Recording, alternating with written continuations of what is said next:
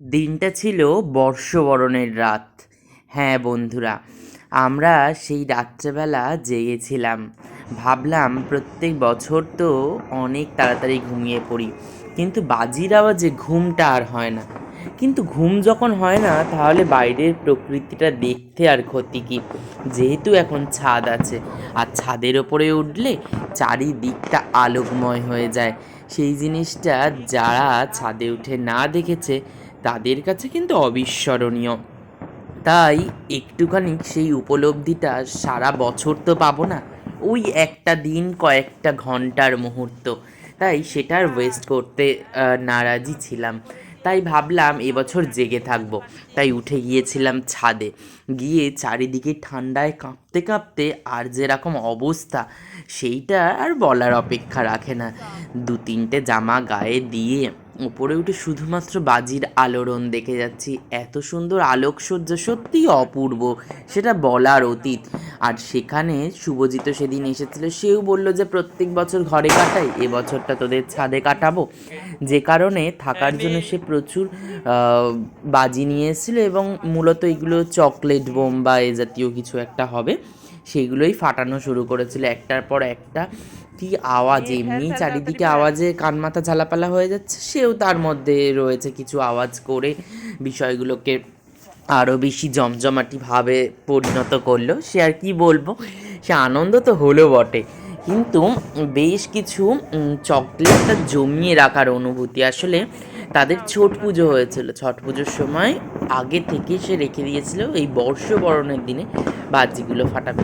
সে যাই হোক, সে তো ফাটানো হলো, কিন্তু এই বর্ষবরণ মানেই যেটা আমার কাছে, সেটা হচ্ছে একটা বছরের শেষ, আবার একটা নতুন বছরের শুরু।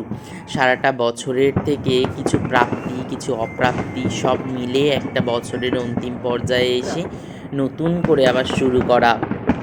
যা হয়ে গেছে সেটাকে আঁকড়ে ধরে, সেটাকে মেনে নিয়ে আবার এগিয়ে যাওয়ার পালা। সেই লড়াইয়েই আমরা এগিয়ে চলেছি। সেই লড়াই জানি না কতখানি আনন্দমুখর বা কতখানি সেটা দুঃখের। তবে দুঃখ এবং আনন্দ দুটো না থাকলেই কোনোটারই মর্যাদা বোঝা যায় না, আমার তো তাই মনে হয়। সারাটা বছর যারা দুঃখে কাটিয়েছেন, তাদের কাছে কিন্তু যদি আনন্দ জিনিসটার মূল্য পেতে হয়, তাহলে সেই দুঃখটার কিন্তু দরকার ছিল, আমি তো তাই বলবো। কেননা শুধু যদি আনন্দের মধ্যে দিয়ে সারাটা বছর কাটাতেন, তাহলে কিন্তু দুঃখের মর্মটা বুঝতে পারতেন না। দুঃখের মর্মটা বোঝার জন্যই এই আনন্দটার প্রয়োজন। আবার আনন্দটার প্রয়োজন তখনই যে দুঃখটা প্রয়োজনহীন না হয়ে পড়ে। তো জানি এই কথাগুলো একটু ভারী ভারী কথা, এগুলো উপলব্ধির কথা। উপলব্ধি না হলে বলাটা বেকার, তবুও আমি বললাম, কেননা উপলব্ধিটা আমাদের কম বেশি সকলের মধ্যেই রয়েছে। যাই হোক, আমরা উপলব্ধি করব আমাদের জীবনচক্রের মধ্যে দিয়ে। আর আপনারাও আপনাদের মতো করে উপলব্ধি করুন দিনটা। জানি না এই দিনের পরিণতি কী, কিন্তু নতুন যে দিনটা আসছে, আমরা পুরনোটাকে তো আর পরিবর্তন করতে পারবো না, কিন্তু নতুনটাকে পারবো। তাই নতুনটার জন্য আমাদের লড়াই করে এগিয়ে যাওয়ার একটা পালা। তো তার জন্যই আমরা কিন্তু এগিয়ে যাব অনেক উৎসাহ নিয়ে, আমাদের মানসিকতাকে আরও উন্নত করে। আশা রাখবো যা হয়ে গেছে সেটাকে আঁকড়ে ধরে ভবিষ্যৎটাকে আরও বেশি সুন্দর করার জন্য লড়াই থাকবে আমাদের। সেই লড়াইয়ে আপনারাও সামিল হবেন আপনাদের মতন করে। আর এই বর্ষবরণের দিনে এই আলোকিত যে আকাশ, আশা রাখবো আমাদের প্রত্যেকের জীবনে যেন সেই আকাশ আরও আলোকময় হয়ে ওঠে।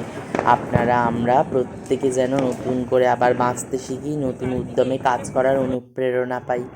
যাই হোক, বর্ষবরণের এই রাতের চিত্র আপনাদের সামনে তুলে ধরলাম।